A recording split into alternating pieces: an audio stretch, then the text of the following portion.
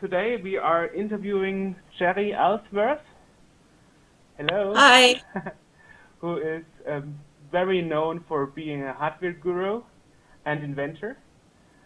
And I'm very pleased that she has time today to, to tell us a bit about herself and her projects, her past, present, future. So, would you please first tell us a bit about yourself for the people, the readers who don't know you? My background, I lived in a really rural, remote part of Oregon, all by myself and my father. And to entertain myself when I was a kid, I would take things apart and investigate how they work, what made it tick. I wanted to understand the electronics in it. I didn't like anything that was a mystery.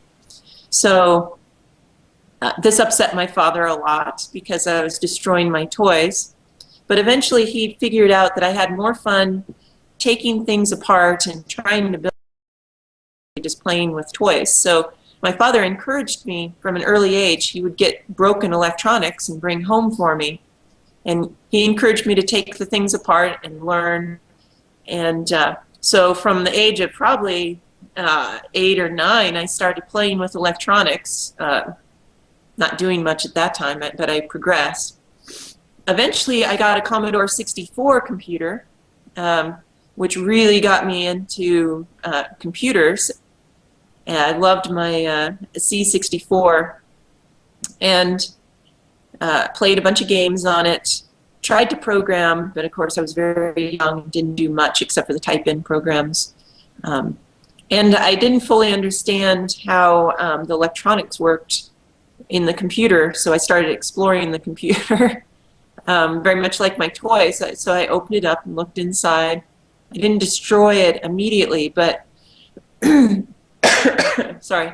My father had bought a couple video game cartridges for the C64 that just plugged into the back of the unit.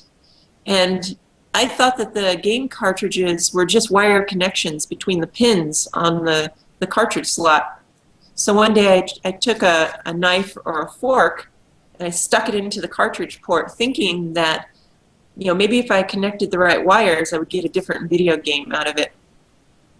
Silly thinking about it now, but what I saw on the screen was all kinds of colorful characters popping up and random stuff going crazy all over the screen. And so I was like, wow, I'm getting close. It's doing something. And well, so actually, it's not so weird because the first game consoles did it like that. Yeah, the original they would just Odyssey, shortcut. right? Yeah, the Odyssey from Magnavox. Actually, last week I was speaking to Ralph Baer, who invented the thing on That's Tech awesome. Hall. Yeah. So actually, you're right. Your thinking was right. You were just a bit too late. Late. Yeah. So I ended up burning up my first Commodore 64 doing that. It quit working.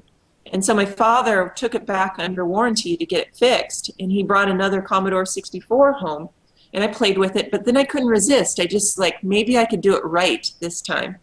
So I stuck things in the cartridge slot and burned it up. And that happened a couple times. I destroyed a couple C64s. So I progressed, learned a lot more about electronics, learned a ton about programming, found some folks in a nearby town that also had some Commodores, and learned how to program and actually wrote a BBS, which I wrote it in BASIC. I was 12 or 13 at the time, and it was written in BASIC. I had a little assembly language routine that would do serial communications, and then I compiled it with Blitz BASIC and ran a BBS for a while. So I got really into the BBS scene, calling up, getting my pirated software, terrible, but, I was a poor kid that couldn't afford it. So I was a very nerdy kid. I got picked on in school a lot. And then in high school, I went into this kind of goth phase where I just hated everybody, and I blacked my eyes out with black mascara and dyed my hair, and I was kind of had a chip on my shoulder.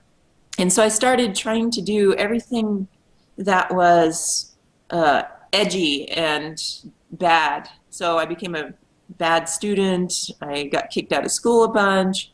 And eventually, because I'd seen my father race cars before, he built a kind of a junker race car and drove it on this oval dirt track. When I started driving, I started going to the racetrack, and I thought, wow, that racing cars would be, incredible. So I decided I was going to build a race car. And I went out and I found a machine shop in town, and the owner of the machine shop let me come in on the weekends, and he taught me how to weld, how to machine metal, and I eventually learned enough skills so I could build my own race car. Much to my father's dismay, he really didn't want me to build this race car. He actually discouraged me a lot. But when I got it half built, he got behind me and helped me out quite a bit. So I started racing cars and building cars for people, and started making a bunch of money after I got good at it. It took the first year that I raced cars, I stunk. I was about the worst person out there. But then I ran into another person, a mentor, to help me learn how to set the cars up, how to build them better. And then I started winning a bunch of races and making all this money. And so I'm like, forget school. I'm making all this money. I'm just going to be a race car driver and build race cars. So I dropped out of school, and that's what I did for about 4.5 to 5 years. Was I built race cars and raced. But that was kind of a hard career, and the racetrack governing bodies didn't like all the stuff that I was doing to my race cars. For instance, I made a traction control system that actually used a 6502 from all these skills I learned about from the Commodore 64. So I made this little circuit board that would measure some sensors on the front wheels, figure out how fast they were rotating, and then I would measure the engine RPM. In this type of race car, you don't shift gears, you just leave it in one gear. And I would determine if my back tires were spinning too much, and then I would cut the ignition and cut the power to the back wheels, and it would stop me from spinning. And then when I did that, I started winning even more races because I wouldn't spin out. The traction control would prevent that. But the governing bodies of these different tracks started banning everything I did, especially after I started dominating with this traction control system. So that led me to open a computer store with a friend. One day I was over at his house, and he was showing me this IBM clone that he had built. It was a 486. I don't know, it was probably like a 33 megahertz or something, but he had built it for $600, and he said that, well, normally these sell for $1,200, but I tricked one of the distributors of components to sell me the stuff wholesale. And of course, since I'd been selling race cars and stuff, and I kind of had got this entrepreneurial spirit, I was like, hey, that is a lot of profit for not a whole lot of work to put a computer together. So we opened this computer store together. And complicated, long story, and partly about my personality at the time. I was really abrasive and still had that chip on my shoulders and kind of doing the goth thing.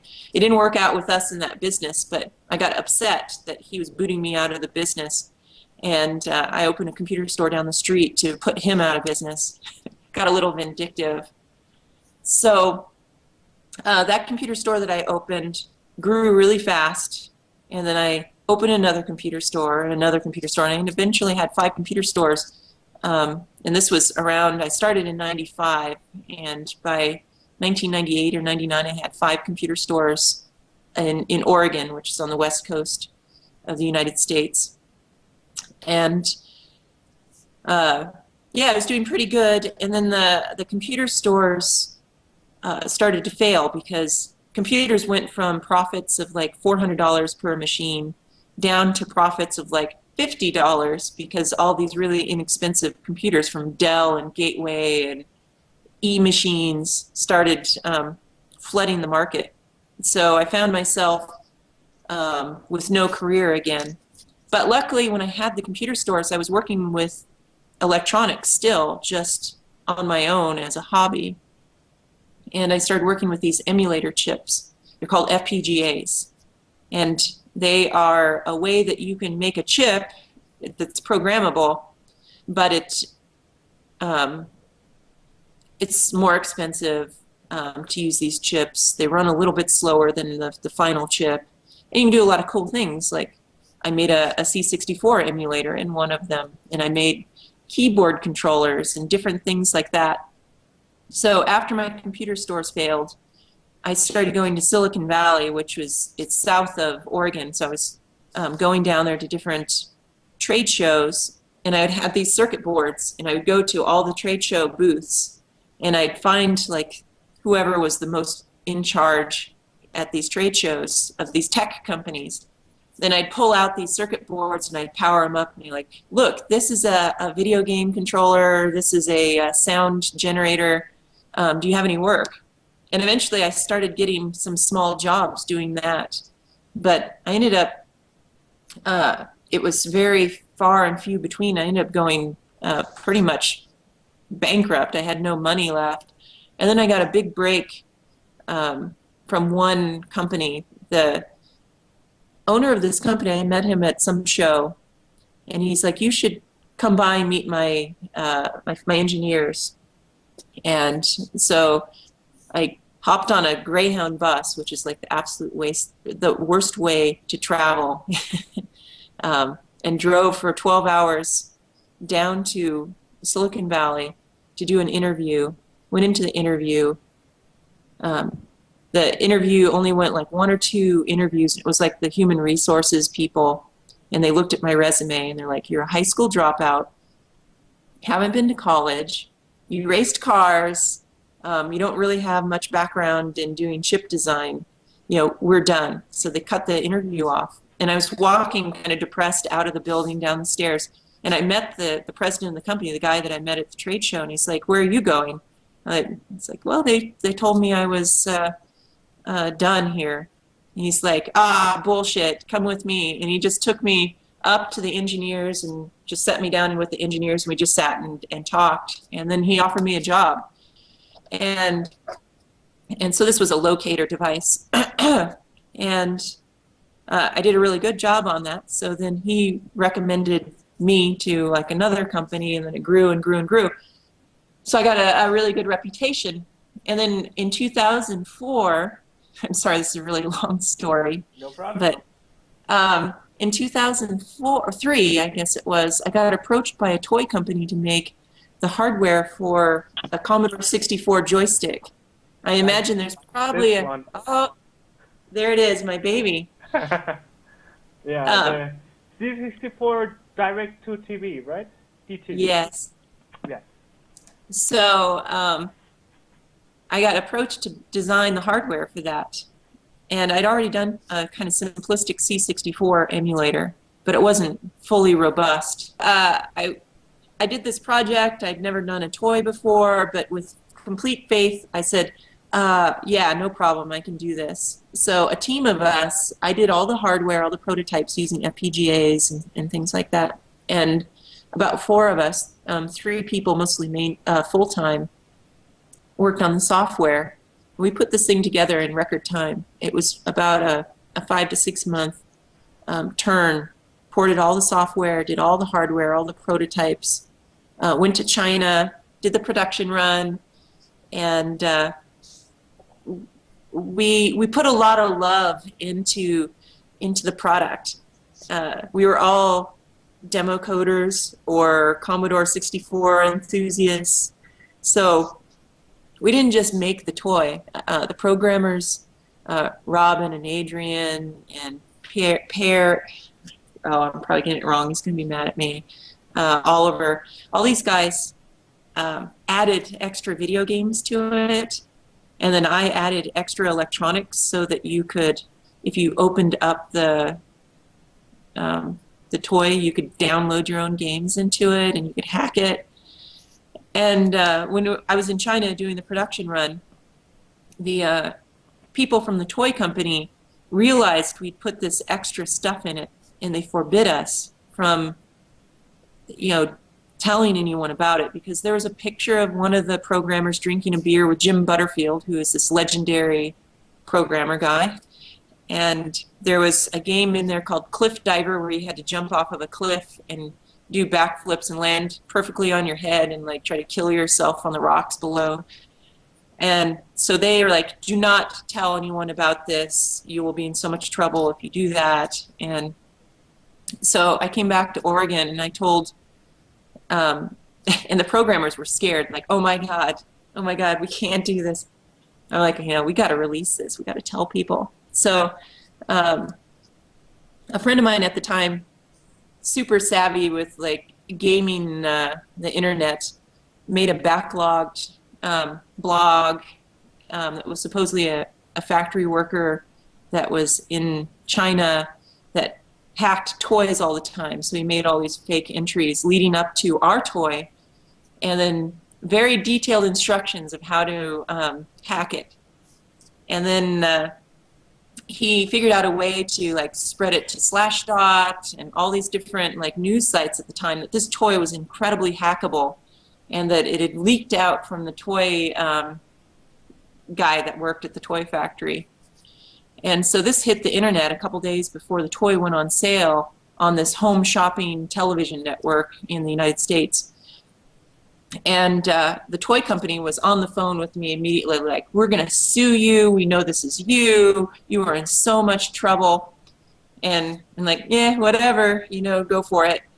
And when the toy launched, it sold out like immediately, like 1 week. Every single unit that we made, it was like, I can't remember now. It was like, I think our production run was 100 or 200,000 units. They sold out in like a week. So the home shopping network actually contacted the toy company asking, what the hell is going on? We're selling this thing domestically in the United States. Why are like 40% of these toys going to like all around the world? They couldn't understand it. And it was because it was so hackable, and like all the C64 enthusiasts had to get it. And so I'm pretty proud that we stuck to our guns and we did that. And of course the toy company backed down after that. They were like, oh, yeah, that's great. Yeah, that's great. And actually in the next production runs of it, they put in the paper instructions inside, they put instructions how to get into the Easter eggs, which I thought was absolutely ridiculous. Why would you do that? It's not an Easter egg if you tell people how to get into it. Okay, long story. That's how the C64 got done. A small team of us working day and night on IRC across the world put that thing together. Yeah, and Robin Harper actually. Yeah. Also the guy who did the magazine system for the Scene World magazine, where your interview will be in. So. Yeah, he did. He was kind of, I guess, the lead of the software. So he kind of coordinated all of the software porting, which, since we didn't have a disk drive, he had to do tremendous amounts of work to convert the games to use this little DMA engine that I put inside of the TV, so you could blit the game code out of ROM really quickly. He did an awesome job. And then there was Adrian, also did some really cool stuff. The on-screen keyboard was done by the guy in Sweden, Pear, something like that. Pierre. It was a magical project because we were using IRC to communicate with all these different people around the world, and we'd work really long hours. I'd fall asleep, and then I'd wake up, and I'd scroll back through IRC, and they would be trying to grapple with some kind of bug in the hardware. And so I'm like, oh, I think I know what this is. And then I would change the hardware, and I would send them a file that they could download into the prototype that would reconfigure this FPGA. And then, yeah, we gave each other a bunch of crap because, to be honest, most of the bugs were in the hardware, but I was always trying to blame them for the software. I'm like, I think it's your software. Well, actually, we should add, to be fair, there are a couple of versions of the joystick. Actually, there is this NTSC version, and there's for America, and there's this PAL version, and there are actually two PAL versions of it, and one Yeah. of them has a color bug. Yeah. Okay. I'll take credit for the bug for the it was in the Blitter engine. So I added all this extra stuff to the DTV so we could do other things with it. And there was actually another version which got integrated into a toy called the Hummer Racing steering wheel. So the reason we added all this extra graphic stuff was so we could do other toys with the chip. And so the story behind that was I designed this transparency mode to blit graphics for high resolution sprite type things like movable object blobs, blocks, mobs on the Amiga. And so I gave it to the guys and they tested it. But they tested it against a black background. And so they didn't realize that in the transparency area, there was black bars that are showing up. And so we made the first revision of the chips, and then they started playing with it after the chips were made. And they're like, oh, uh-oh, there's this glitch where there's black bars in the transparency. And that was difficult. I had to go to the toy manufacturer and say, you know that bunch of chips you made, they have a glitch in them. We're going to have to make another production run of chips for this other toy that we were designing. They were upset. They still made a ton of money, so they're okay. Actually, there is a poke line you could use to work around the problem. Oh, really? Yeah. Oh. To correct the color. Okay, you know, that's funny. It's been, what is it, almost 14 or 15? 9 years. Okay, it's been a long time since I did that. And people ask me like, oh, so this register, what did you intend when you put this register in there? And I'm like, I don't know. You know, when I was designing the hardware, I would see an opportunity to add a new video mode or add a new sound mode or something. And if it was just like one little bit that I could change, even if it was kind of a stupid mode, I'm like, well, I'll put it in. It cost me nothing to do. And so now it really, it joys me when I go on YouTube and I see demos coming out of, especially out of Europe, on the DTV. People are like, I found this glitch, you know, if you poke this kind of test bit that I put in there, now we can do 4096 colors or whatever it is. And I'm like, yeah, that's awesome. It's exactly like the illegal code page thing in the C64 and all the other hacking stuff. It's kind of déjà vu, because now people do similar things to the DTV and find glitches to use for new stuff, right? It's pretty awesome. A funny story about the illegal opcodes that were in the original C64 and a bunch of glitches that were in the video chip and stuff were extremely hard to emulate or to recreate in the final ASIC, because the way the C64 worked, they were very limited on the transistors they could use. So a lot of times they would hook things together inside the chip in a way that you just can't do in a chip these days. You don't just wire things directly together. Usually you put them together in gates. So I had to actually throw thousands and thousands of extra transistors and gates in there to emulate or to recreate these quirks. And I did the best I could to get all these illegal opcodes in there. But some of them are so weird. For instance, the 6502, the way a lot of the opcodes work is it drives stuff out onto the data bus. And then the 6502 kind of just like goes off in the background and tri-states the bus and goes and does something else inside the CPU, and then it comes back to the bus later and like drives other stuff onto the bus and then reads it back.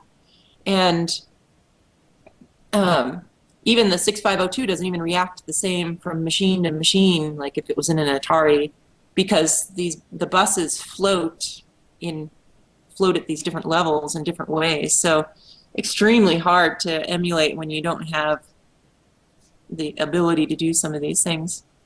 So the FPGA programming is actually the same chip, except it's excluding the illegal opcodes. You didn't put them in. So the revision 1, gosh, I'm having a hard time remember. I don't know if it had very many illegal opcodes in it, if any.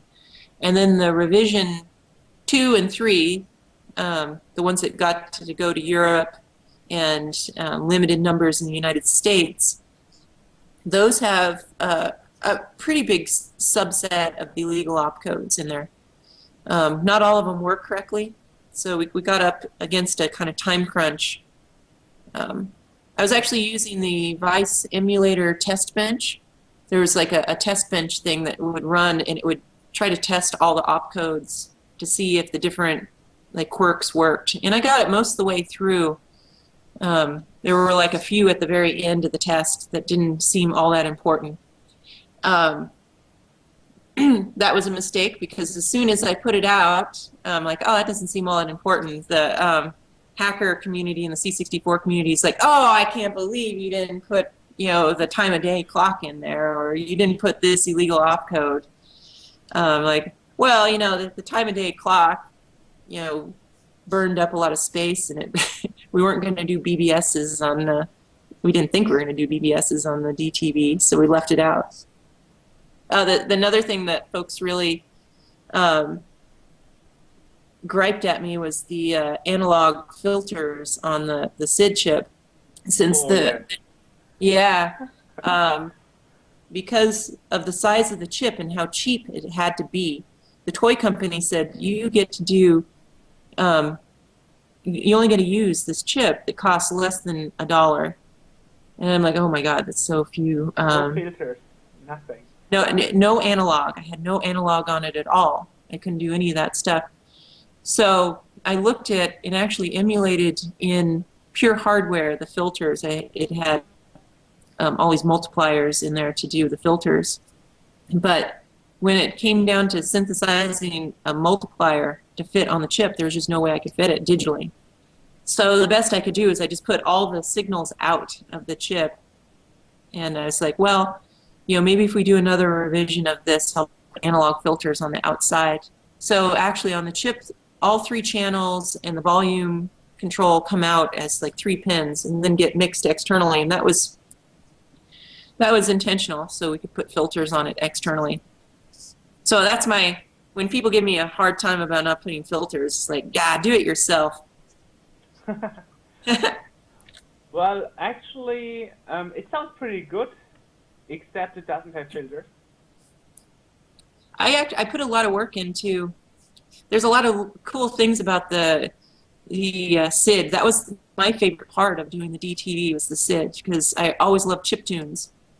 So I would put a real C64 with, what was it, the Rev 3 that everyone loved, chip on it, and I put it on my oscilloscope, and I would play different waveforms, and then I would look at the response. And the SID has all kinds of weird DC offsets in it, like it can't reach ground when it's swinging back and forth on its waveform. So I added a little bit of offset in the ASIC to do that. Some of the things I could do digitally, I tried to make it match. I think there was a glitch that people were upset that I didn't get right. There was some weird thing with the envelope generator. Like the envelope generator would go up and you could hit a bit at the right time and then it would like roll back over or something. And I totally missed that one. Doesn't matter. You did a great job. So maybe let's look into it, if you like. Yeah, let's take a look at this. Now it should show up. Ah, there it is. There it is. Ah, memories. Yeah. So there was a originally when this like splash screen stuff was on there, it was driving us nuts because it took so long. The guys made it so if you reset the machine, you don't have to go through this crap anymore. It goes really fast.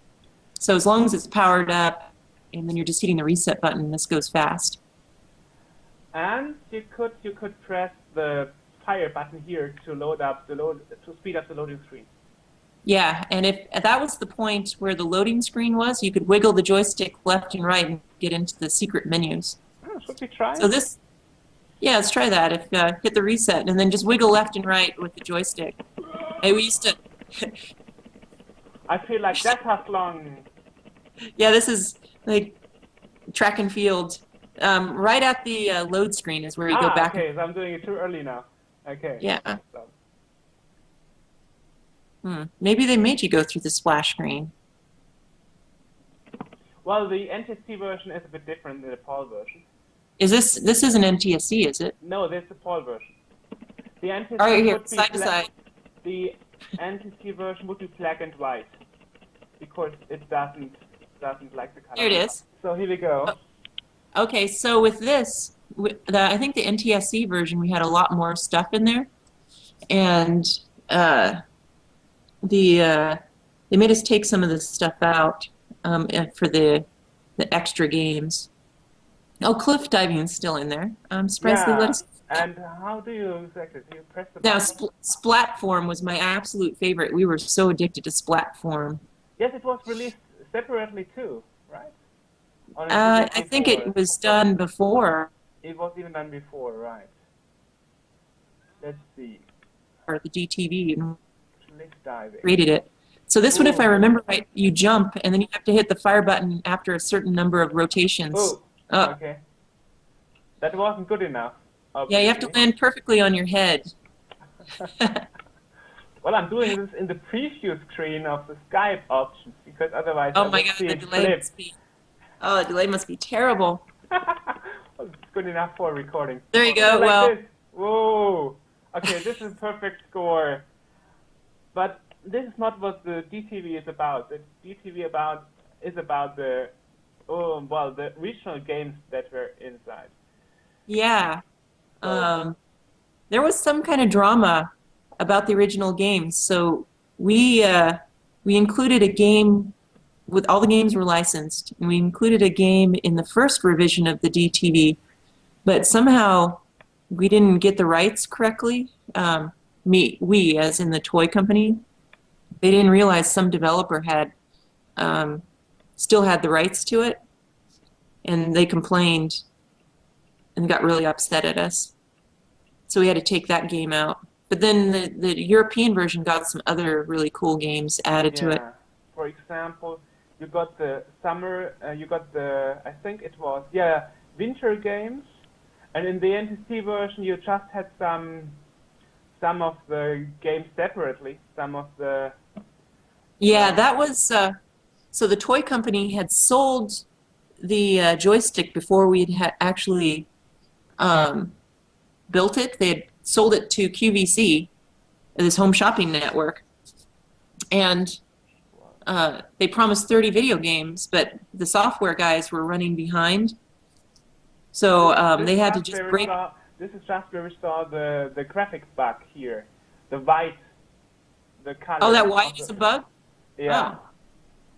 Because on an original C64 it would be like gray. You can barely see the clouds.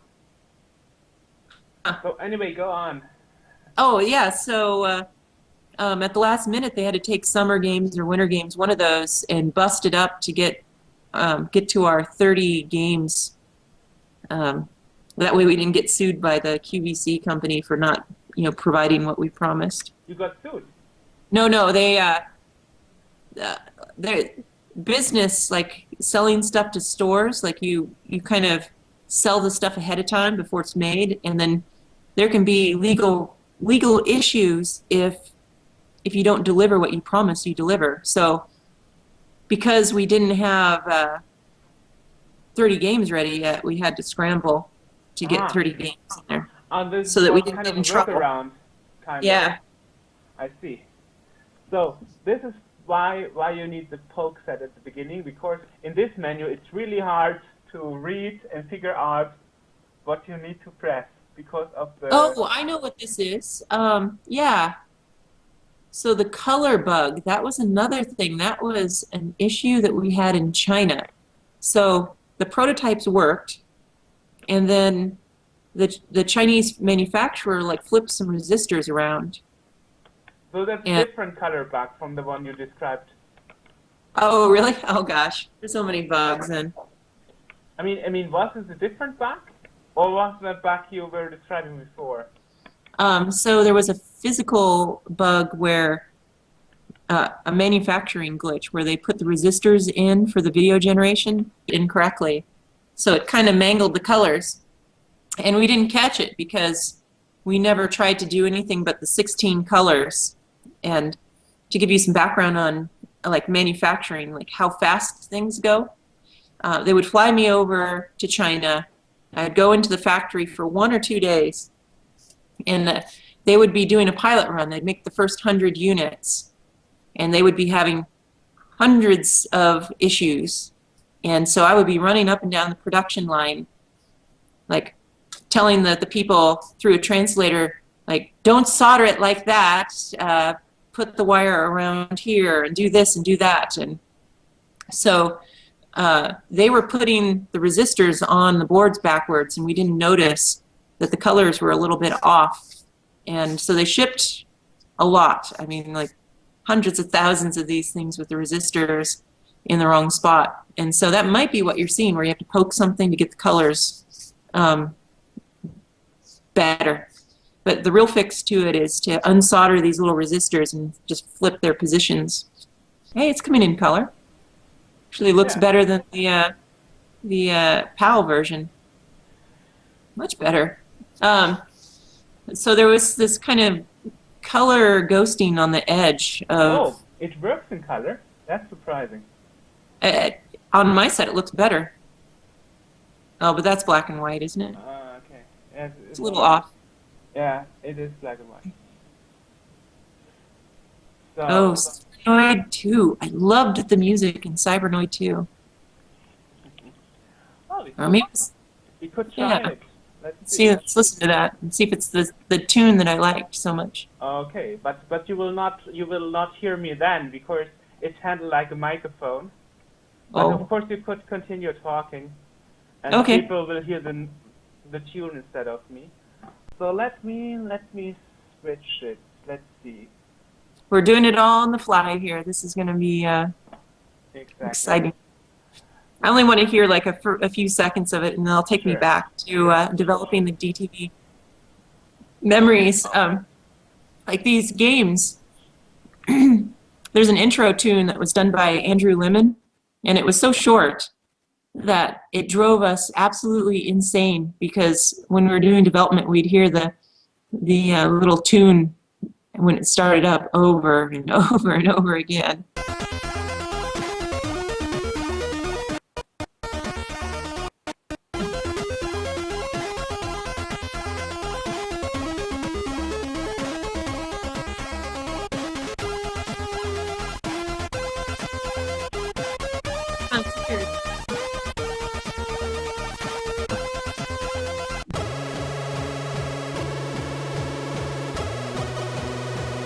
Yeah, we used to use these games a lot to test against, especially with the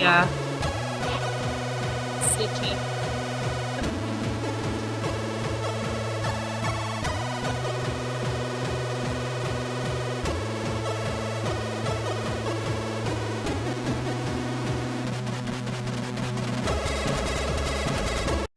Okay, now you should hear me again. Okay. Yeah, it was very loud on this side. I hope it comes across on the video, but yeah, it takes me back. We heard all those intro tunes all the time, and then the Cybernoid 2, I used to listen to that when I was doing development because it had a lot of variety in the tune that I could use for debugging the SID. And I think Cyberdyne Warrior also was another one I listened to quite a bit. What people complain about was that the joystick is not really very good compared to Competition Pro. Yeah, I know, that was unfortunate.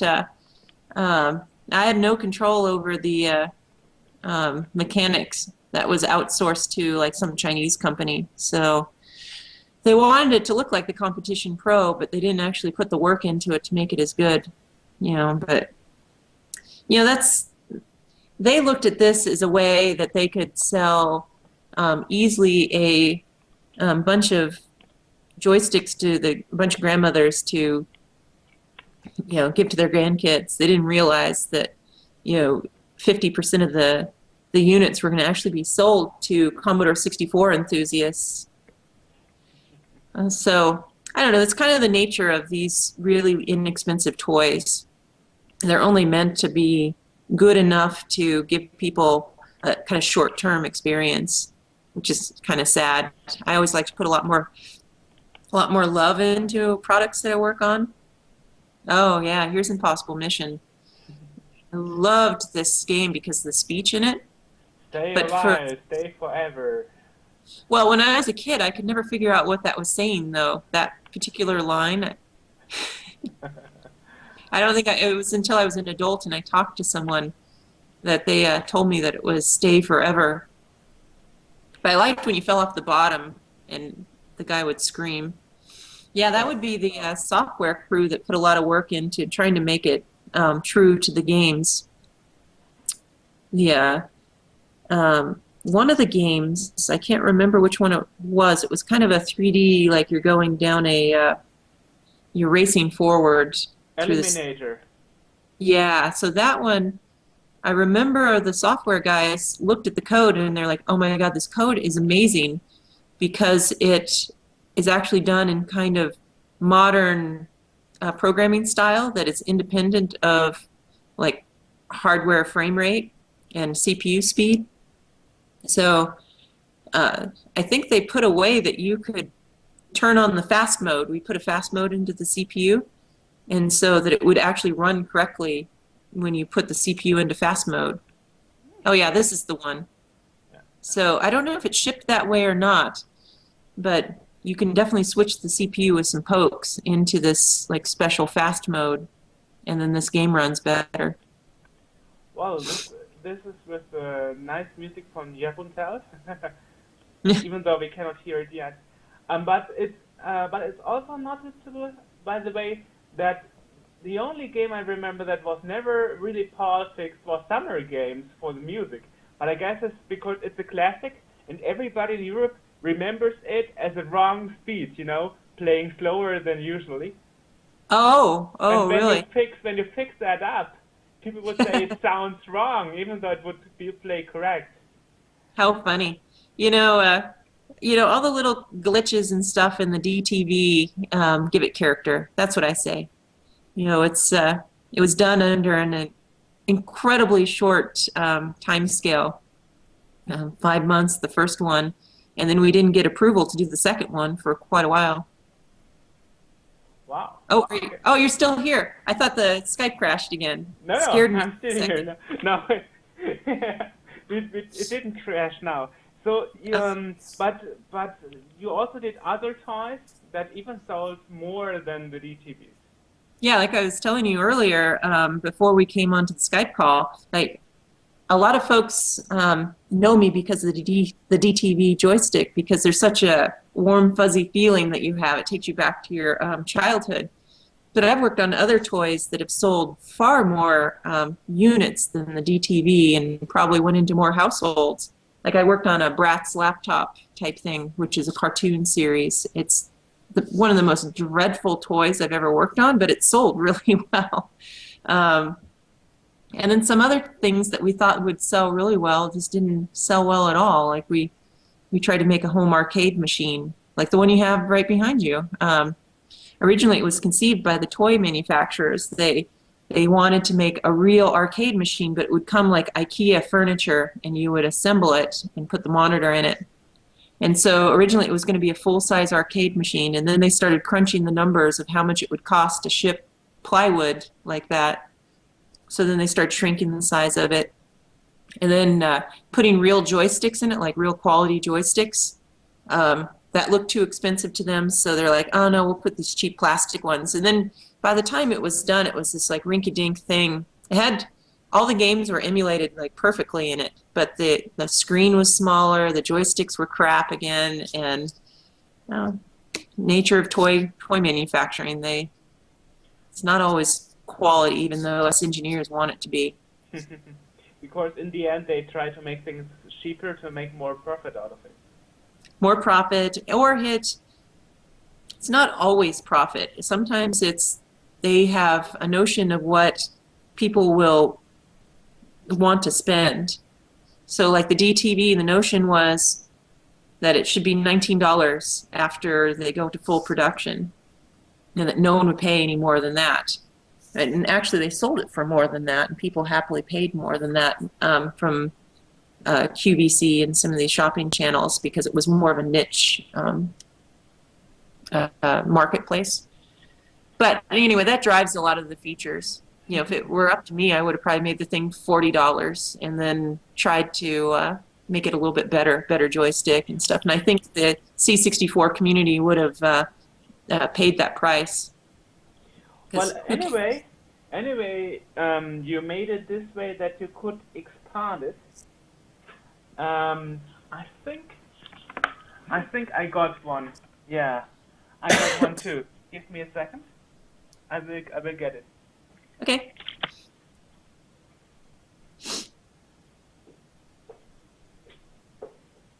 Ah, you got some interesting stuff in there.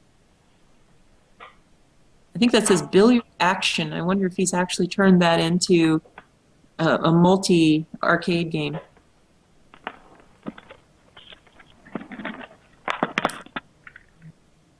So, I don't know if you can see it. So actually, there are some people like well, I got one too, where you could put a keyboard to it, and well, the well, the floppy disk drive. So you could actually load games into it. I was so proud to that we snuck that into the product. Like the toy guys didn't give a crap about it. They just wanted to make something cheap and get it out there. So it actually took a little bit of social engineering to make sure all those little connections were bonded out on the chip and available to the hackers.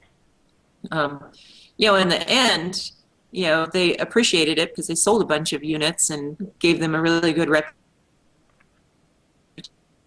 reputation, but they didn't all. They thought it was ridiculous. They told us not to do it. Yeah, so great you got it in. So you said you made other toys too. Which was the toy that you think sold the most? Or I think the Bratz laptop probably sold the most, the Bratz series of toys, just because kids can't resist that crappy TV show. Oh, it's based on an American TV show. Yeah, it's called Bratz. It's a cartoon. When we were developing it internally, you know, this may prevent me from getting more toy gigs saying this, but we called it, amongst us that were developing, we called it Little Hookers, because the little cartoon characters were these really scantily clad teenage girls that, you know, the speech calls that we're putting in the toys were like, you just kind of disgusting stuff, like, oh, your boyfriend's cute, and not a quality, not quality content, I would say. Quality hardware, but not quality content. We wanted to, one thing we were trying to convince them to do is put basic programming language into this little laptop-y thing, and the toy guys are like, nah. What girl would want to program? You know, that's the kinds of things that they would say. Well, girls like you, for example. Yeah, I know. There's a lot of gamer programmer girls out there and hardware girls. So, you know, it's just the good old boys network, right? The old farts that don't think that times are changing. So, as you are an inventor and even made toys and so on, is there anybody you look up to? Is there any role model for you? Oh, definitely. You know, it's going and working in Silicon Valley. I've had the opportunity to meet a lot of industry legends. Like I got to meet Steve Wozniak, and we became friends, and we see each other from time to time, and that's really, really cool. Like these people that you hear about when you're a kid, and you think like, oh wow, they're like way beyond like anyone I could ever talk to, and just meeting them at random events and becoming friends, that's just blows me away. And it's just kind of like tons of like people you hear about, like in the electronics industry, there was some various folks like Bob Pease, that was like the analog electronics wizard, you know, and running into him at one point in a surplus electronics store in Silicon Valley. Like, oh my God, there's Bob Pease. And so I go up to him and I'm like, hi, Bob. I'm a real fan of what you do. And I'm like, my voice is quivering because I'm like nervous. And, you know, he's just like a normal, approachable guy. So, yeah, there's a lot of people I look up to. It's, yeah. And you even spoke to Ralph Baer, you told me. Oh, yeah. Ralph Baer just 3 or 4 years ago. Now that guy is amazing. He's really up there in years. He's 80 something maybe, or He's like 91 now. 91. So I talked to him when he was in his 80s about 4 years ago, and he was still inventing. He still pulled is. out. I was talking to him last weekend. He is the second.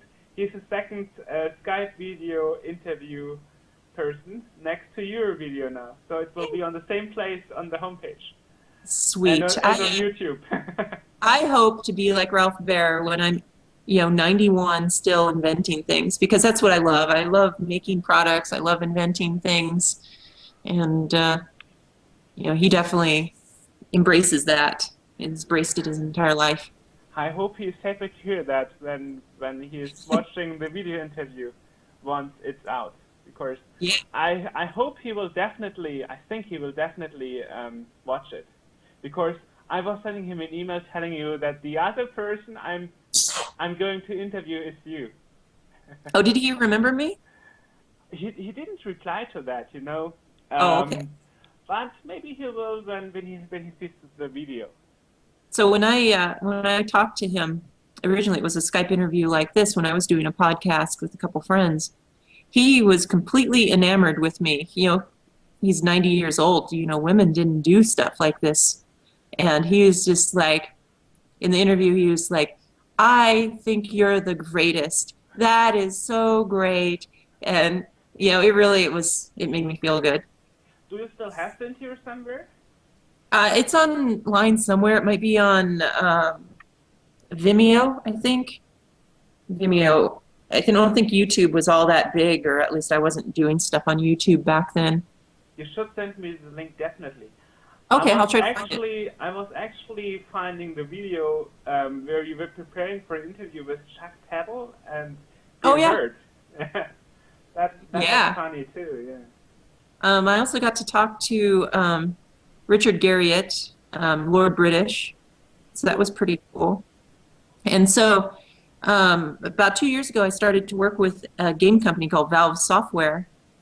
And that was pretty neat, going and working at this really kind of famous video game company, because there was a lot of these industry legends that would come through, and I'd get to meet them. Like I met Mr. Perlin, the gentleman that made Perlin noise, which is used in a lot of video games. It's like the random noise or something in there. Even celebrities. It was kind of fun. Web celebrity Felicia Day, I got to know her through Valve. Will Wheaton, the director of Iron Man. So this was kind of funny. So we were working on virtual reality goggles and augmented reality goggles at Valve Software.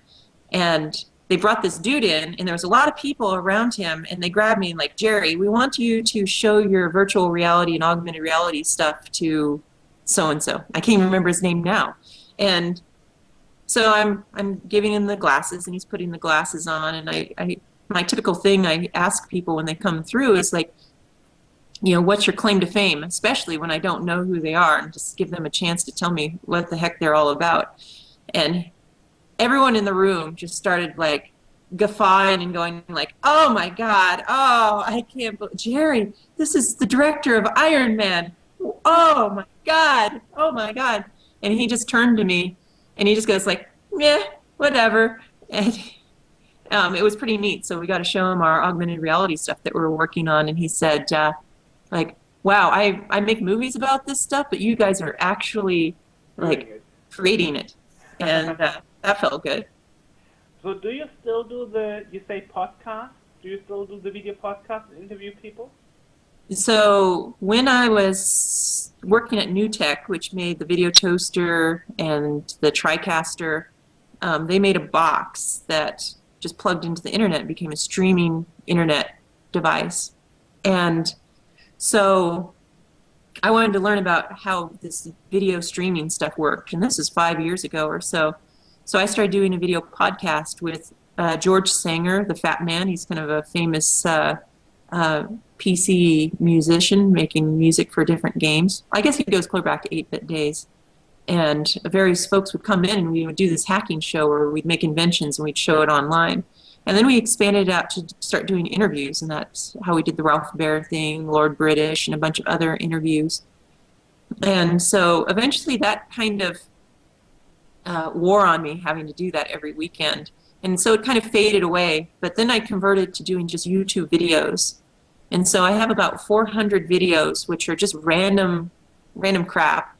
A lot of it's science, chemistry, electronics, electron microscopes, race cars. So I just make videos about whatever I'm entertained or whatever tickles my fancy. So, and it's just on my YouTube channel, Jeri Ellsworth. So you're not really doing any interviews anymore. It was just to test the box, kind of. Kind of. I mean, something about doing internet streaming was appealing to me because when I was a kid, I thought, like, oh, maybe I'll just go to LA and be an actress. So, you know, being able to do a little bit of like video stuff every once in a while kind of fulfills that, you know, being in front of the camera and that quirk in my personality. Right now we're pretty busy with a project, so I have another magical project I'm working on. Yeah, well, I was actually planning to speak to you about that. I see you have your own company now. It's called Technical Illusions, right? Yes, yes. So the background on that is I kind of touched on it, like with the director of Iron Man coming in to look at this augmented reality stuff we were working on at Valve. Well, I got laid off from Valve 8 months ago, but I negotiated to get all the technology I developed there out of the company. And so two of us that were laid off at the same time formed a company. Rick and we Johnson and you.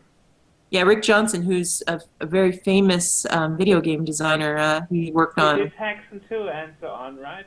Yeah, yeah. He has a good pedigree as far as all the stuff that he's done. Yeah, we kind of rocked the boat around Valve and got ourselves fired, but that's a different story. But we got the technology out, and we developed augmented reality glasses that are really inexpensive. And we developed a head tracking system that tracks your position in the room. It has a little camera. Actually, I have a mock-up of the glasses here. Look at that. So there's a camera right here in the middle that tracks your head position. So wherever you're looking, the glasses know within sub-millimeter accuracy. And then there's two projectors on the top right in here that project images out to a special retroreflective surface that you can roll out on your table. And you can do 3D graphics that pop up out of the table or even look like they extend into the table. And as you walk around the table, the head tracker gives you the right perspective. So like if I were rendering this little coffee cup on the table and you had multiple people wearing the glasses,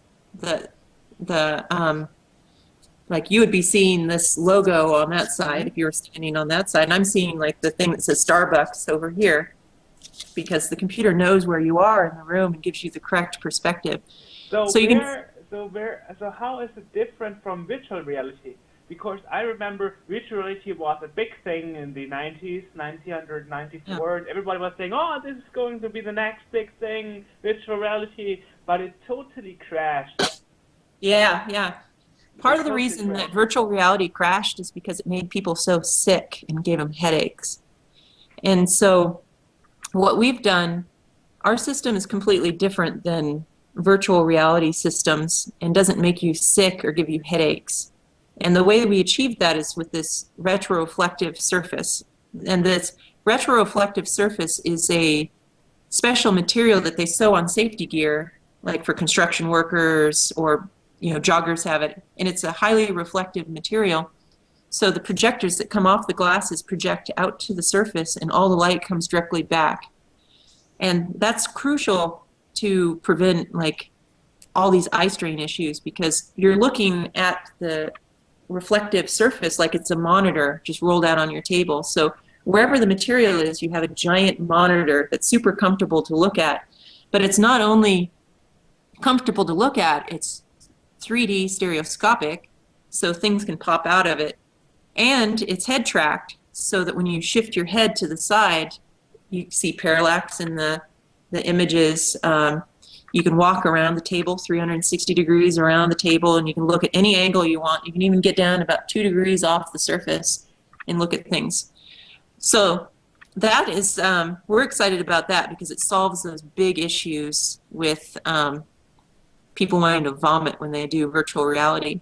And so that is our scheme for doing flight simulators, tabletop games, racing simulators, and first-person shooters where you don't turn 360 degrees. Like if you hung a big piece of this on your reflector on the wall, you have a giant immersive display as big as you want to hang the material. So if you want a 4 meter by 4 meter square of the material hanging on the wall, it becomes a monitor that's that big. And the reason it's that big is because the projectors follow your head position. So if you look up, you have a whole new part of the screen that's being filled in by the projectors. It's difficult to explain in words. Once you experience it, you get it, because it's just a flexible monitor that you can roll out anywhere, hang anywhere. We have another part of the system that we developed for the people that do like virtual reality. There's a clip-on that goes on the front, so it clips over the projectors, and it's reflective optics that takes the images and bounces them directly back into your eye.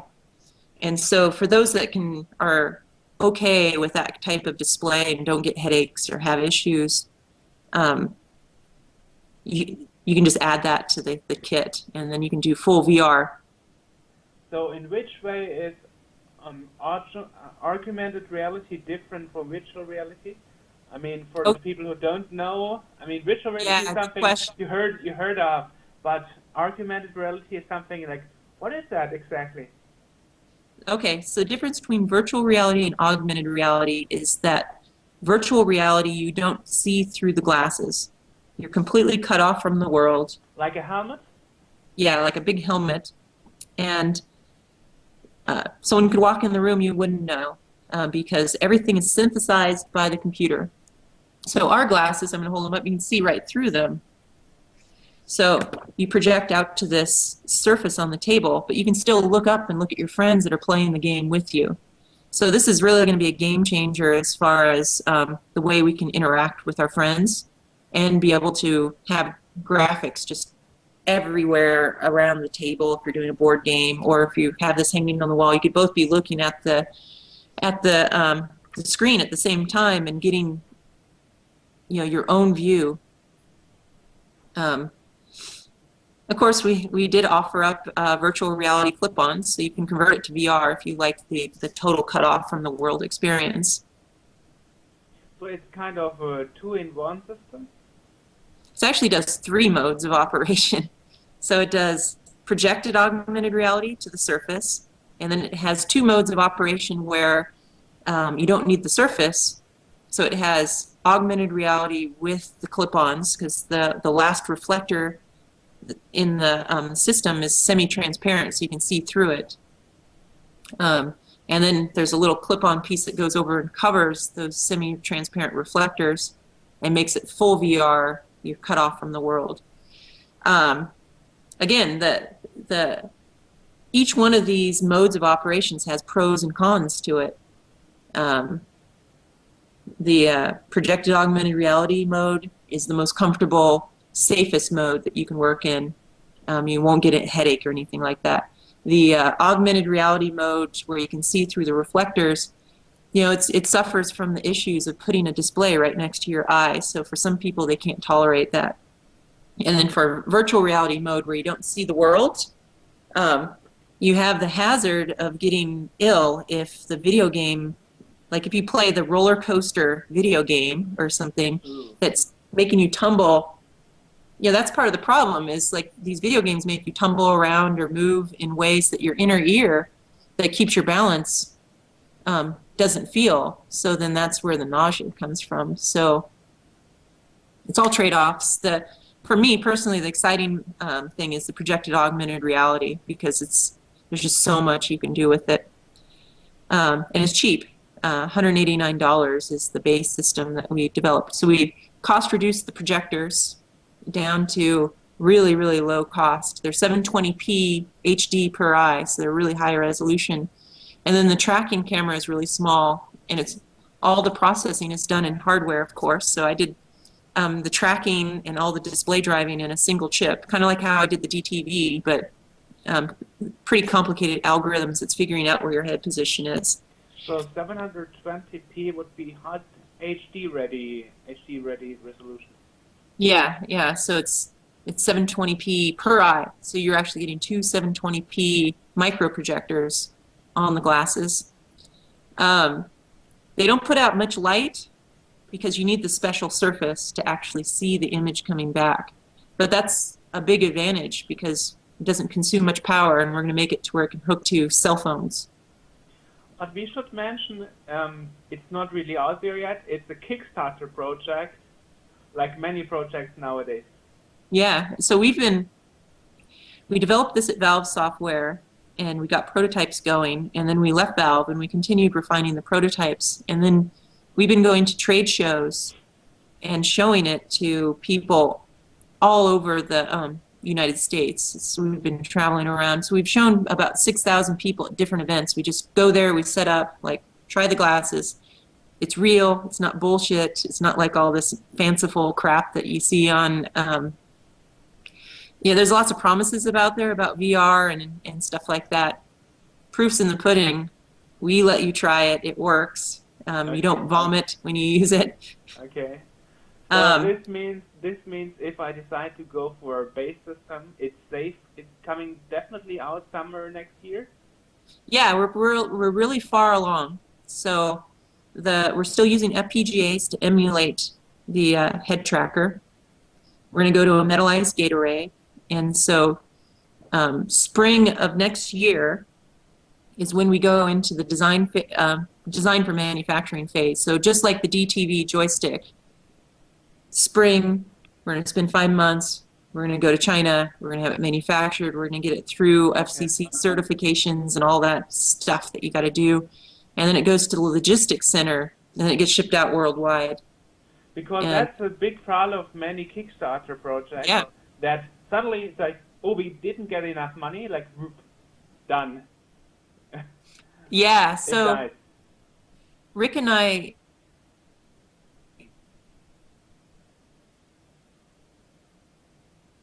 negotiated with manufacturers for all summer. It took us all summer to work out the pricing. We actually wanted to launch Kickstarter at the beginning of summer, but we couldn't get the pricing quotes that we wanted. It took us that long to get them to agree to sell us the parts at the right amount, and then to line up contract manufacturers and all the stuff that we needed to do to manufacture these things next year. So fortunately, I've been through this process, a dozen times, so I know what needs to be done. And so we set our initial goal for Kickstarter at $400,000. And so that was a break-even point for us. That would be me and Rick doing all the work, going to China ourselves. So we exceeded that amount of money the first 53 hours. We got that. So we got enough money to do our production run. And now we've been exceeding that. We're getting to the point where we can hire more engineers to make the product more stylish, more ergonomic, more robust, and so that's exciting. So you got 2,549 backers. You got $637,000, and there are 18 days to go. Yeah, we have some time. I'm excited, and also on top of this, to ease people's fears, we've been talking to external investors also. We don't want to take their money necessarily, but if some tragedy happens, like a factory burns down in China and all of our prototypes are inside of it or something, there are investors that are really anxious to get involved with us that we've shown this to, and they think it's the future because it's VR in the 90s was not an approachable thing. You couldn't get your parents to wear big goggles that weighed 5 pounds on the front of your face. But glasses like this is something that you could probably play, with your kids. You could, so they're excited. They see this as something that could live in a regular store, and regular people will buy it, not the enthusiasts. So we're super excited. We've also developed peripherals to go with it that make it more usable. So we made a magic wand. So the glasses have a head tracking camera that track your head position. So we took that same head tracking camera and we put it in the wand. So you can take this wand, you can move it through 3D space, and it knows exactly where your hand is. And so you can reach out. We have like holographic chess type games, and we have some zombie games and stuff where you reach out and touch zombies with the wand and you click them and make them do stuff. But you can actually go out and you can touch the pixel that's floating out there on your table accurately and then tell the characters to move around the table. It's a great input device. I love it. And then we also made a optional RFID grid. It's this modular system that kind of snaps together and goes underneath the surface. So for board gamers, the RFID tags are these really inexpensive things that you put on the bottom of like products to keep people from stealing them. So you can get them really cheap, and you can put them on the bottom of your figurines, like your D&D characters. You can put them on the table, and the computer can figure out where you place them on the grid with centimeter accuracy. So we're excited about gameplay where you play remotely with people across the internet. So I put my figurine down on the table, RFID grid picks it up. On your side, you're over in Germany, and you see an avatar on your table appear of my figurine. You put your figurine down over there, I see an avatar on my side. And since we're tracking your head position, you can walk around the table and you can look at the back side of my figurine. And there's a lot of brand new gameplay that can be invented with this. Sorry it's such a sales pitch, but I mean, we've been talking about it. No problem. I think you called it a stamp in your promotion video for Kickstarter. Yeah, so you can have like a wall stamp. You put a couple RFID tags on it, so 2 RFID tags, and you can put it down on the table and just stamp down a virtual wall. And if you rotate it, since you have 2 RFID tags, you can stamp it down in different orientations. And so if you want to build a terrain, you just kind of stamp these things down. Or you can use the magic wand and kind of drag and drop the things into the terrain. So we reached our first stretch goal, which is for the dungeon builder. So we've committed to build the dungeon builder that you see on the video. And it's going to use RFID grid if you've selected that, or it'll use the wand. The wand will take more like work. Like if you put your figurine out on the table, you're gonna have to take the wand and touch it to the figurine to register it on the table. Whereas the RFID grid, you just put it down, it knows. So the interesting thing is, I was speaking to Ralph Baer, who invented home video gaming, and now you are the person who is making the future.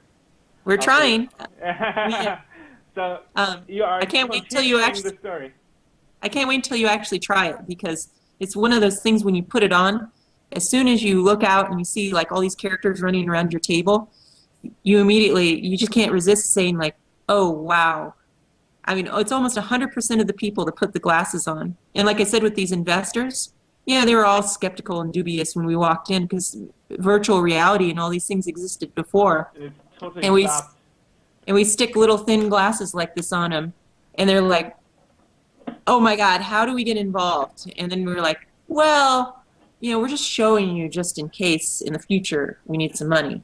We're going to go to Kickstarter because we think that the customers will drive the company better than a greedy investor. Of course, we don't say it.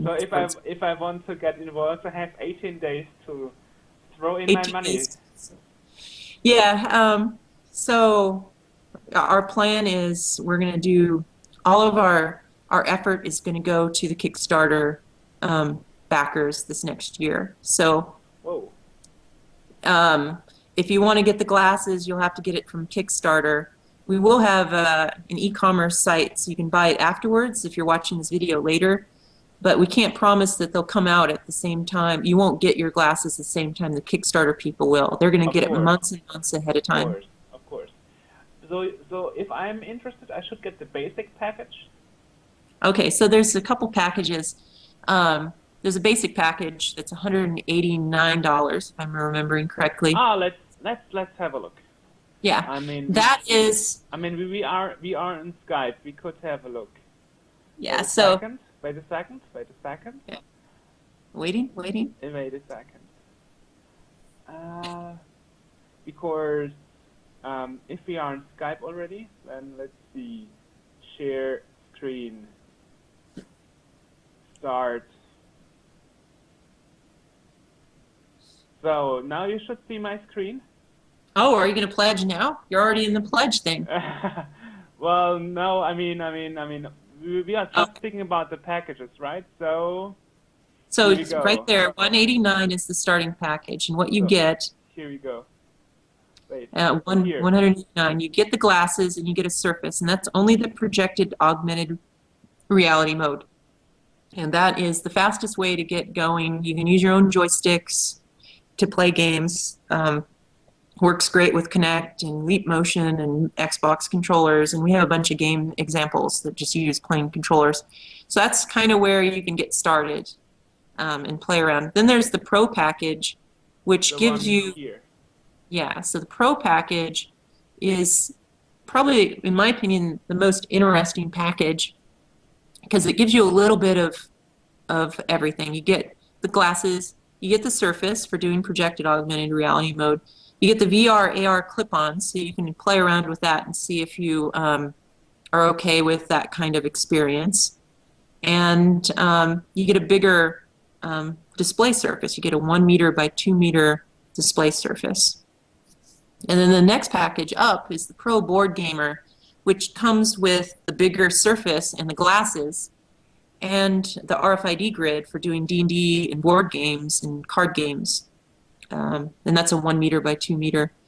And then as you go up, there's a 2-player gaming package. Like if you want to play with your significant other or your kids or something, it has 2 glasses. And then there's a family kind of package where you get, 4 glasses and a bunch of stuff. So Kickstarter is a very interesting and weird type of system. But legally, they can't have a shopping cart in there for some reason. So if you want to mix and match these things, you can do it. So pretty much all you do is you just pledge the amount of money for the bits and pieces that you want.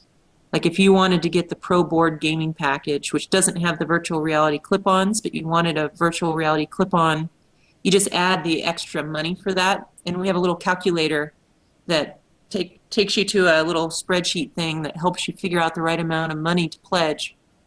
And okay. You can drop that money into any of the categories. So in theory, there's like a dollar category here. You could put $289 plus whatever the VR clip-on cost is, so which isn't. I could mix. Okay. Now the question is, I wouldn't have to pay advance, right? Or would I? I'm sorry? I mean, would I pay in advance? I probably would pay in advance. Would I? Pay it once? I mean, pay in advance. I pay now. Do. Yeah, you do. That is the thing about Kickstarter is it's not a deferred payment type thing. It is you're investing and you're trusting that we are skilled toy manufacturers and are going to actually be able to deliver this, which we are. Get it done, yeah.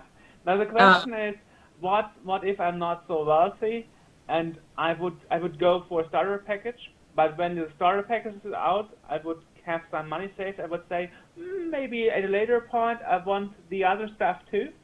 Yes. Could I upgrade later? Yes. So while Kickstarter is running, you can change your pledge at any time. So you can start at one. How about after? How about after 18 days? Yeah. So after we're done, we'll have our e-commerce site, and there's a lot of little accessories that we're going to offer. Like maybe you get the starter kit and you want the wand later on. We're going to offer that. And so we're going to try to be as flexible as we can. So if within a reasonable amount of time, like say 6 months after Kickstarter, you say you want the wand included with it, we will try to bundle that all together and put it in the same shipping box. Ah, okay. So that Now, means since you're in Europe, this brings up a point. It is extremely expensive to ship to Europe for some reason. $60 extra, I read. Yeah, it is. When we started looking at the cost of shipping to Europe, it was extraordinarily expensive. But so the good thing is, if you want to mix and match this stuff and put it all together, we throw it all into the same box. So you don't have to pay shipping on individual items. So like if you wanted to get the starter package plus an RFID tracking grid or something, you don't have to pay shipping twice. Well, I'm just asking because I guess some people would like to be interested in a bigger package, but of course they don't want to get the money out of their bank account. You know? Yeah. They don't Yeah. want to touch their savings just for that, you know. So I know. you allow upgrading and stuff. Yeah, yeah. So we have to, just the way Kickstarter runs, we have to be in close contact with you anyway to figure out what you really wanted to order. Like you could go to the $1 level and put $2,000 in there, and we have no clue what you actually want us to ship. So we have to contact you and say, I see that you put $2,000 into the $1 level. Did you intend to only give us, 2,000 cups of coffee, or did you really want one of these packages or combinations of packages? So we'll be talking to you and figuring out exactly what you want, and there's going to be opportunity within reason to change the package. So part of this is manufacturing. There's going to be a cutoff date. We have to manufacture these things. So if we're going to manufacture, we're at 2,500 backers now, so maybe there's 2,500 pairs of glasses we have to manufacture. So we're going to commit to that, and we're going to make roughly that amount, and there may not be excess of the stuff. So, that's what I mean by reasonable, as long as it's within time that we can react and make the right amount of units. But you will sell it in the shops later on. Much later on, actually. This is one of those things, it's a brand new area. And to go to Aldi and try to put it into their on their store shelves, they're going to want to see it more consumer packaged. So you guys that get on board with Kickstarter, you're early. You're taking a leap of faith that we're going to get all these VR games ported over, and that our Dungeon Stamper game is going to be really fun. And Aldi is going to want something quite different. They're going to want a complete package with all the games ready to go. And as we are a retro gaming magazine or a retro computer magazine for the Commodore 64, it would actually be awesome. I don't know if it's possible to have this virtual reality clip on and have a session of Flight Simulator. Oh yeah. So is that possible? Would that be possible to be inside your old Commodore 64 games with an emulator, maybe? So one thing that we're doing as a stretch goal is that we've had a lot of people that want to use the glasses plus the virtual reality clip-on as a movie player, and so also you can use the big retro Surface as a movie player also. So one of the things that we're promising is a driver for VLC movie player that takes 2D movies or even maybe 3D movies and will lock them to use the head tracker so it looks like it's locked, and you can kind of look around this giant monitor and have the movie playing up there.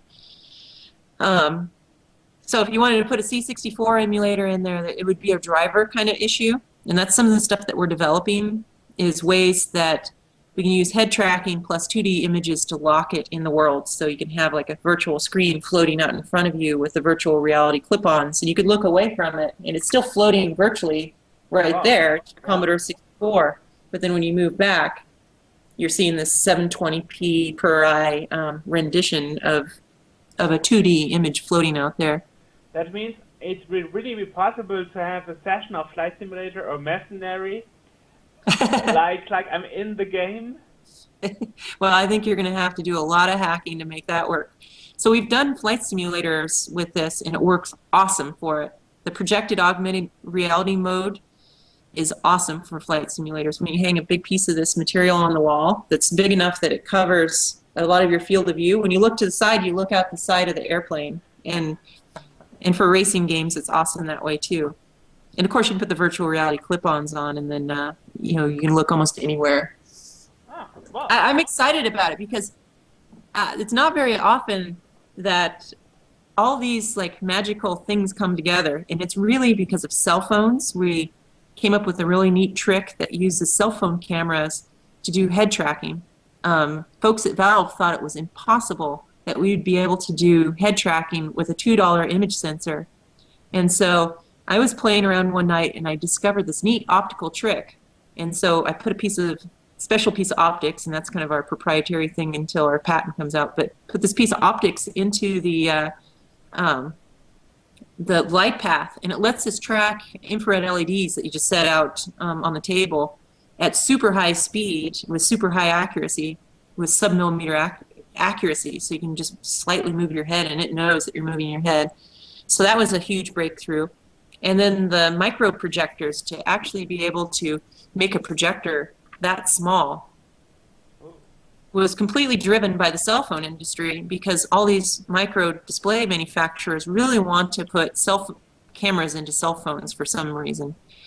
It's a terrible idea in my opinion, but because they've done all this work, now we have projectors that are 720p, size of a sugar cube, that we can integrate in. And then, taking all the tricks that I learned with the C64 DTV, how to highly integrate everything. I've taken all the electronics, which our first prototypes were like 8 microchips to do everything. It was like a huge control box, tons of stuff hanging off the glasses. Now I've shrunk it down to it's 2 chips to do everything.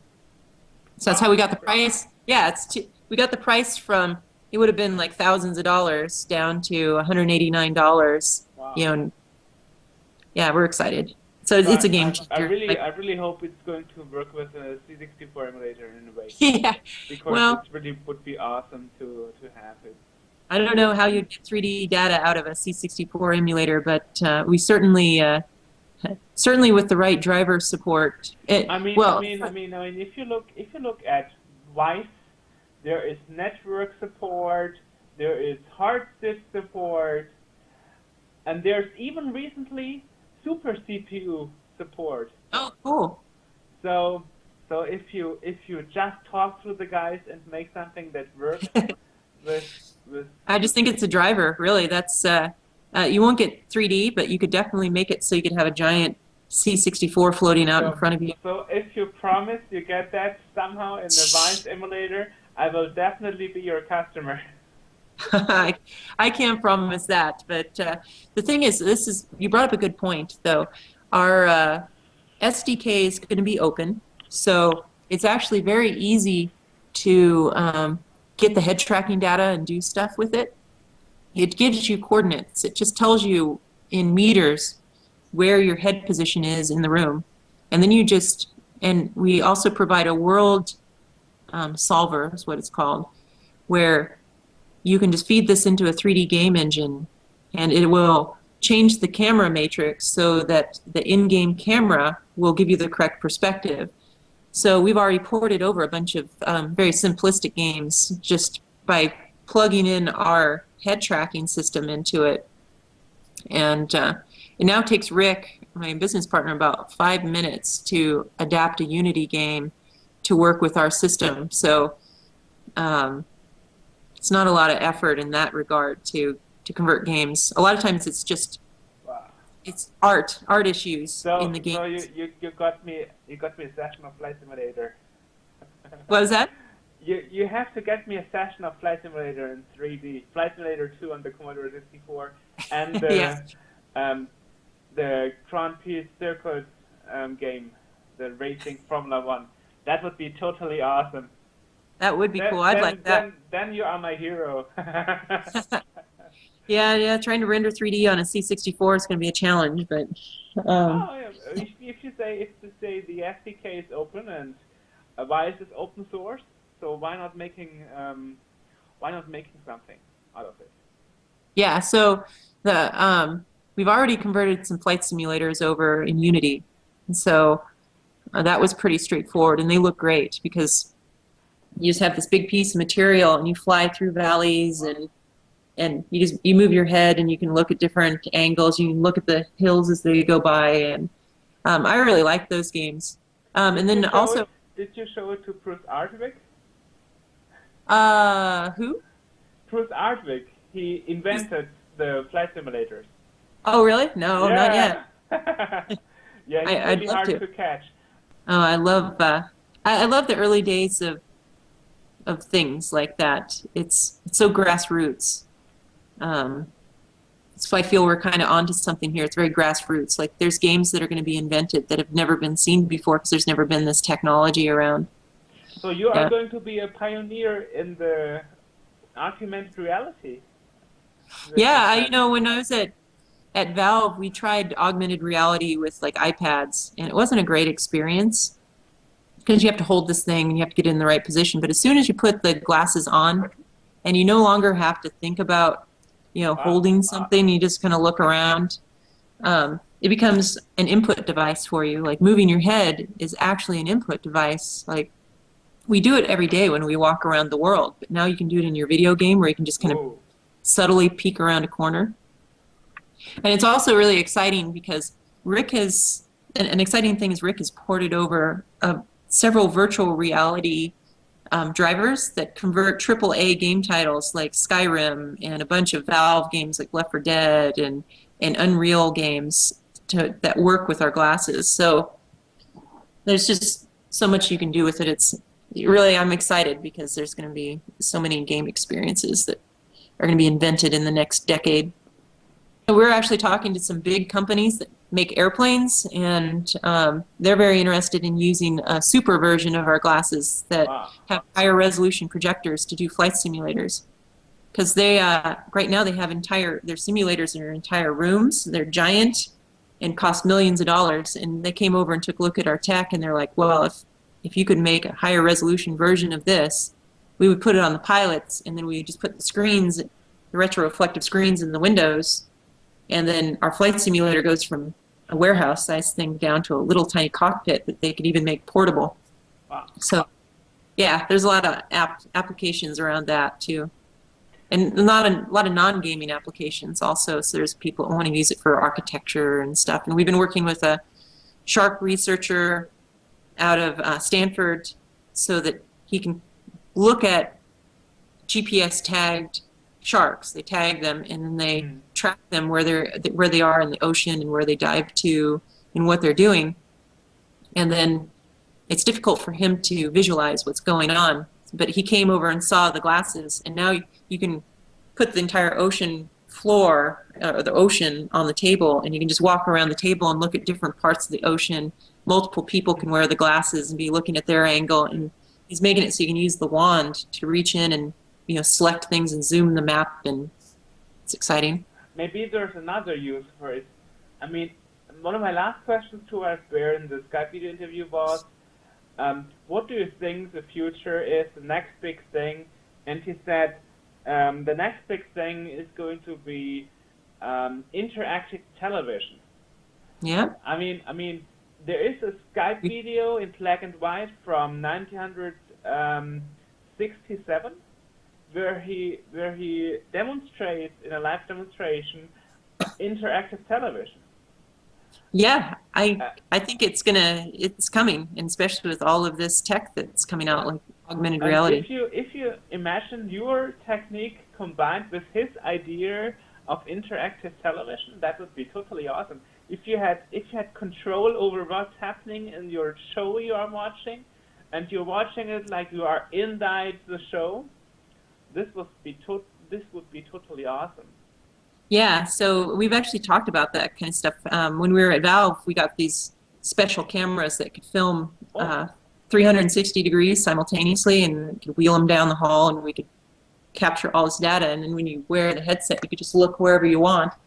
So that's probably the simplest version of interactive TV, where they just use these special cameras and they just record every angle from the camera, and then they leave it up to the user to just kind of look wherever they want to look. We were talking about it'd be really fun to make a fully synthesized movie where, you know, it's synthetic characters running around, and maybe you're in a holodeck kind of environment where you just cover every wall with this retroreflective material, and you Star can move. Trek. Yeah, I mean, it's possible now. So Cool. potentially you could have synthetic characters walking around, and you could stand anywhere in the room and watch the play or the movie happen. And you could even have maybe some interactions with people remotely, where you all kind of drop into this world where there's synthetic characters that are kind of just acting out their own thing, but you guys can be in there as avatars moving around this 3D space. One of the concepts we were talking about was the old Clue or mystery type movies, where you're in a mansion and you have to try to discover who the murderer is. You could have this kind of thing where you could move from room to room, but you could walk around the room and look at things in the room and try to pick up clues, and the synthetic characters could be wandering through and talking to you and doing stuff, and it could be different every time that you kind of play or watch the movie. Ooh. That's really far out stuff, and it'll take a lot of work, but with our head tracker and our glasses and all the stuff is starting to become a reality now that you can do that kind of interaction. Wow. So let's get back to our root of the topic. You said you learned a lot for your new product from doing the DTV, but it's not the only product you did. You also did the Commodore One. Oh yeah, the Commodore One. That one was in between the DTV. So that was, I had my computer stores, and then I was building FPGA emulators, and then I made a C64 emulator on a board. I had 2 FPGAs and a bunch of connectors and stuff. And then I worked with Jens Schoenfeld. He's a German guy. Individual Computers, I think, is still the name of his company. Yeah. And we manufactured that together. That one, I think we were a little ahead of our time on that one. The FPGAs were so small on it that we had a real tough time like emulating too many computers on it. I think we eventually had a C64, and someone else made a Schneider CPC, and there was maybe a Timex Sinclair. I think that was Jens's add-on card. I don't. Yeah, so Jens did that one. I wasn't involved with the Amiga emulation stuff. Yeah, we only made, I think we made 300 of those, or just a tad under 300 of them. So a little ahead of our time. Yeah, our goal was to make this completely reconfigurable computer that could be any of these old 8-bit computers, and we got partway there. Well, I got one of them. Oh, you do? Yeah. Wow. Very few of those are out there. Really? I didn't know that. Yeah, only 300, and I probably have 10 of them in my garage, and they're all broken. Oh, A bunch of them got broken in a shipment, so I revived a few of them, and then there's about 10 of them that are in like various states of being like broken. Well, the only problem is the software is not really very rock solid. Yeah. So I never really used it much, but I know it works. If I power it up, it works. Yeah. Yeah. I have fond memories of that. That was a really fun time putting that together. And then that's what the DTV kind of evolved out of. It went from the C1 and then to the DTV. So C64 emulator in the C1 has no illegal opcodes. I didn't have a SID built into the FPGA, so you had to plug your own SIDs in. We just absolutely didn't have enough space for the SID to fit in the FPGA.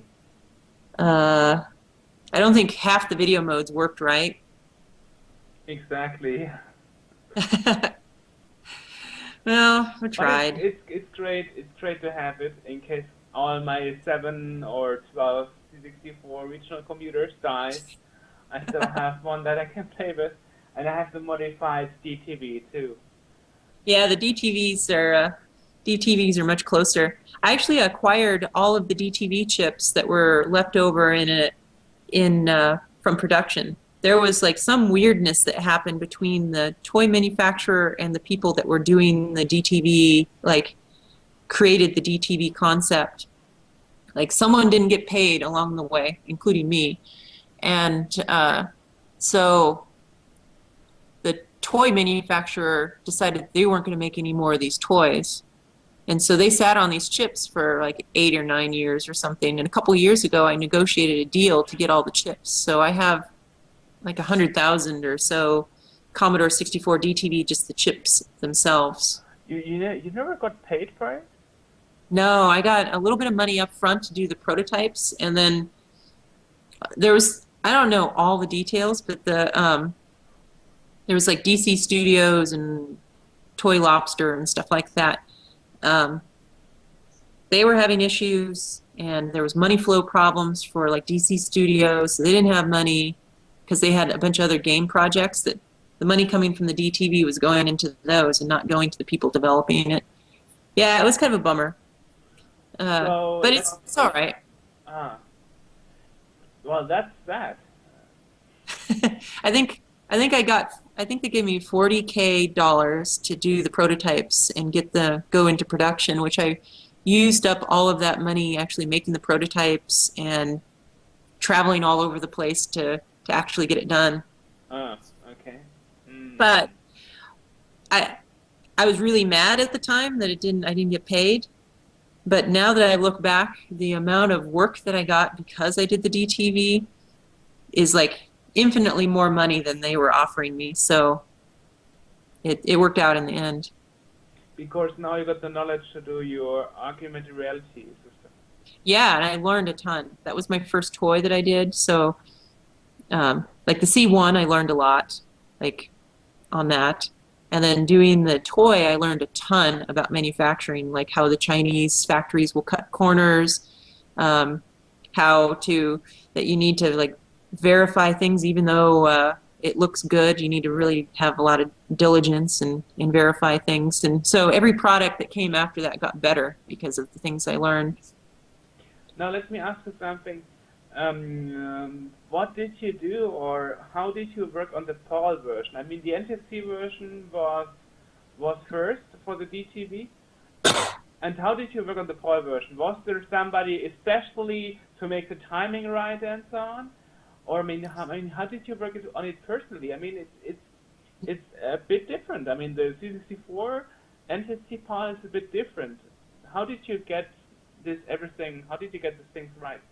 The C64 is interesting because it violated the PAL spec and the NTSC spec, because back when they made it, most TVs were pretty much analog, and it was difficult it wouldn't work with LCD TVs at the time, and it probably still has trouble with LCD TVs because a lot of them don't accept this weird timing that it offers up.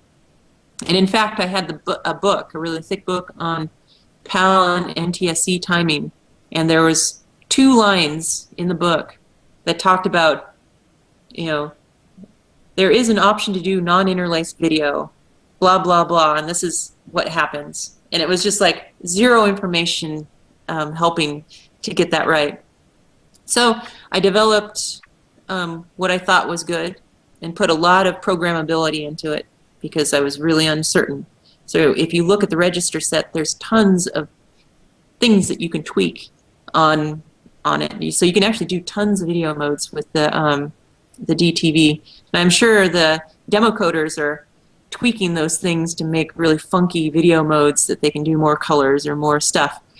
And then I sent prototypes over to Per in Sweden, and he put a battery pack or something on this prototype, and he walked to the local like TV store, and he plugged in to TVs and plugged in the prototype and checked for me.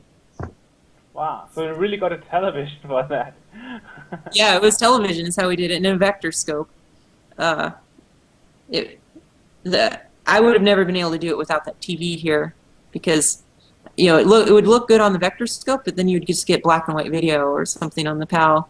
Oh. And then there was other areas that they wanted to go into. There's like some weird like Japanese TV's funny, French TV is funny, like CCAM, and Brazil or somewhere.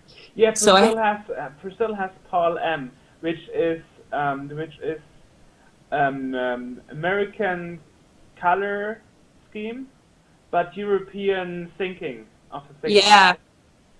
So I tried to make it as flexible as I could, and then at the last minute I'm like, I couldn't do the French TV. So your TVs suck. Well, so you really did a lot of effort to get the things right. Yeah, nice. I did the best I could. I think it works on most people's TVs well. It even works on LCDs. I tried it on some couple. It works really? for me. Yeah, on TFT television on my big screen. Works, no problem. And you see, it even works on interestingly, even the NTC version works on my video crapper, even in color, as we saw, even though it's officially not really supported. But for some reason it works, yeah. Yeah, I'm so proud of the DTV. It was a magical project. You don't get very many of those in your career. Yeah, and I think this is going to be one of them. It's been consuming my life for the last 18 months, so that's why I was very short with the emails back to you. I'm like, very busy. Okay. Yes, I will do it. Very busy. You got pretty famous now. I mean, you even got your own Wikipedia page. Yeah, what's funny is I think maybe I got my Wikipedia page back when I was doing the C1. Whoa. And someone wrote me and said, "You're on Wikipedia." And I'm like, whoop-de-doo. I don't know what Wikipedia is. And then, yeah, a lot of people like, wow, you have your own Wikipedia page. And I think maybe the reason I have my own Wikipedia page is because I was just someone put me on there when it was brand new in like 2003 or 4, whenever that happened. But you even are a public figure on Facebook now. Oh, yeah. They converted me to that because, whatever, there was too much traffic or something. I don't know, I'm very flattered, that I could do something like the DTV and some of these other projects and all my YouTube videos, and that people like it so much and want to communicate with me. I absolutely love it. And it's very flattering, and I'm very humbled that people think I'm a public figure. I just think of myself... You don't consider yourself famous? No, not really. I consider myself just a nerd that does things that people tend to like. Well, you're turning into a pioneer. I mean, maybe 10 years later you will think about this video like, wow, this is interesting how this all started, and now I'm like... You know what's really precious to me these days? It's so precious is like pictures that I have from when I had my computer stores, or if I have a prototype, like I'll look at the C64 DTV prototypes, and I just start gushing inside, like, oh, wow, those were the good old days.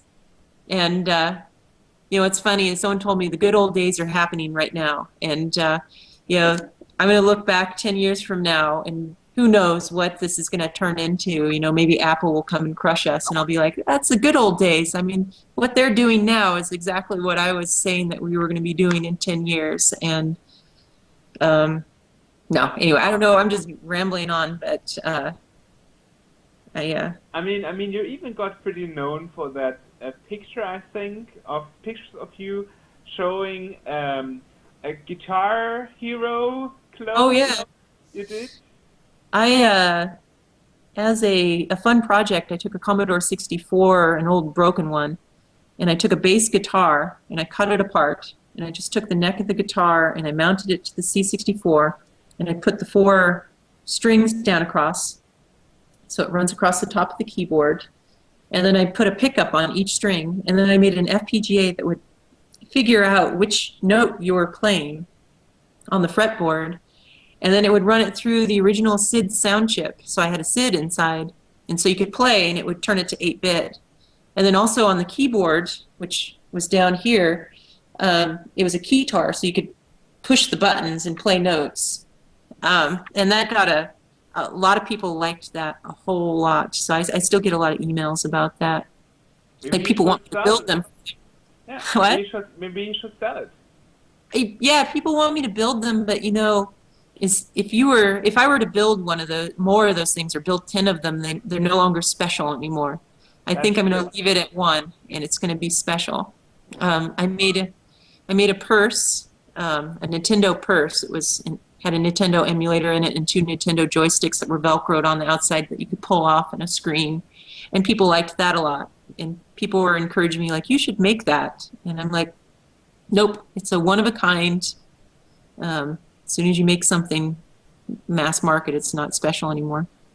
Do you still plan to do something retro after your CastAR, or is that all for the time being? Well, I keep revisiting retro stuff, so something retro will happen again.